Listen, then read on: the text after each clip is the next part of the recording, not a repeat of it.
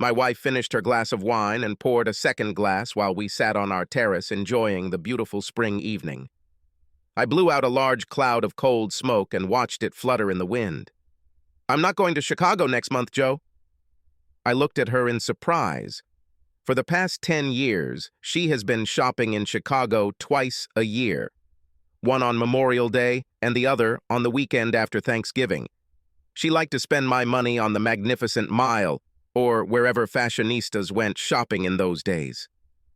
"And why is that?" She looked away. "I just don't want to do this.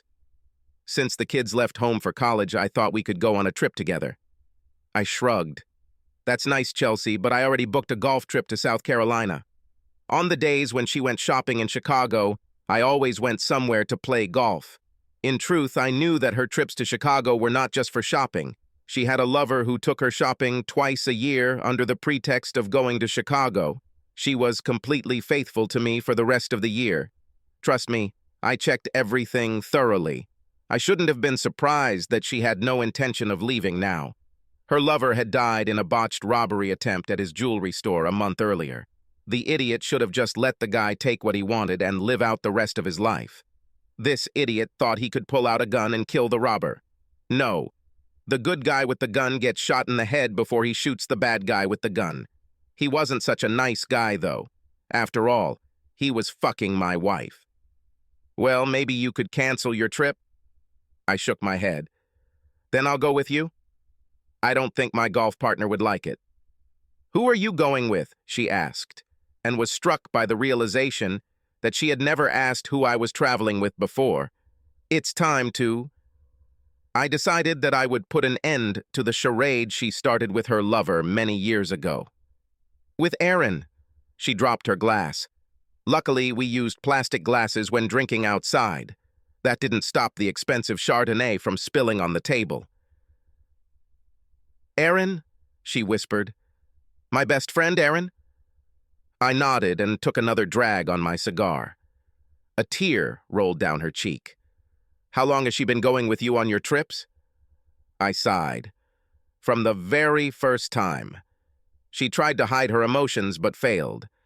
"Do you have a constant connection with her?" "No, not permanent," I admitted. "We get together only twice a year.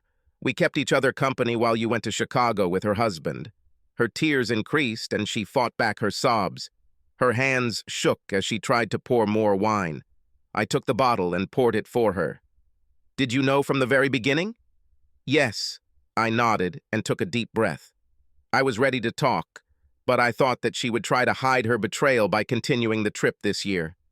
Not going on a trip after her lover died was a big red flag. "But I won't go again," she pleaded. "As a matter of fact, Aaron and I discussed that we could stop too.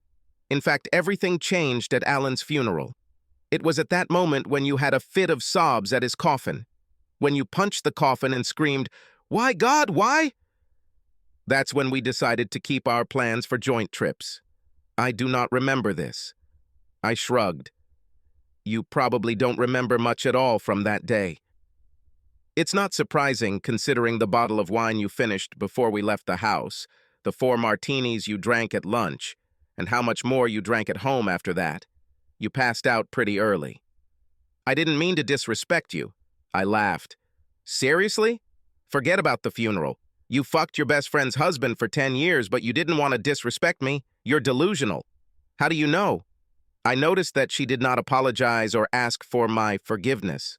"Oh, that was easy. He told his wife that there was a diamond show in Chicago that he was going to attend that first time. It was actually a happy accident that Aaron mentioned to me that he would be out of town. I'm not sure if you remember, but we invited them to a barbecue. You ordered another drink and he went to the bathroom. Aaron was just making small talk with me." My wife shook her head in disbelief. "Yes, and as soon as she said he was going to Chicago, I told her about your shopping trip to Chicago. She was surprised that you didn't invite her to join, and at that moment we understood why you didn't. I thought we hid everything so well." "Alan traveled so often." I shrugged. "No, you were actually quite careless. You should have chosen a place that actually had a diamond exhibition. And to think that you could go on a trip on the same weekend as her husband twice a year, every year, and not raise alarm bells in our heads was just stupid. You never said anything. We thought everything was fine. It's just your arrogance and disrespect. Neither you nor Alan bothered to ask who Aaron and I went with on our trips. It really shocked us. You cared so little about this that you never wondered what your stupid husband was doing. It's not true, she said quietly. We talked about what you're doing. It never occurred to us that you were leaving together. It's funny, Chels. We thought we were caught 3 years ago. Your flights were delayed, she frowned. I nodded. She added, we stayed one more day, and it never occurred to me that the snowstorm was the reason you both stayed overnight. Would you believe Aaron and I were worried and almost canceled our trip for Memorial Day next year? But you and Alan acted as if nothing had happened and continued with your plans as usual. What now, Joe? Good question. Honestly, after you embarrassed me at the funeral, I intend to get a divorce. She gasped. Oh, don't pretend to be so surprised, loving wife. Aaron and I put up with your affairs because we comforted each other while you broke your vows. I never imagined you'd fall in love with this piece of shit. It didn't happen right away. I'm so sorry. She burst into sobs and rushed into the house. I texted Aaron, all cleared up. Her response was immediate. I'm waiting. I put the phone in my pocket and the cigar in the ashtray and took a deep breath. Chelsea wasn't the only one to fall in love with her regular lover. It's time to organize the rest of my life, and Chelsea is not included there. Subscribe to our channel so that your second chaff doesn't cheat on you, and go ahead and listen to the next story, because this story is nothing compared to the next one. If you're under 18, don't even think about listening to the next one.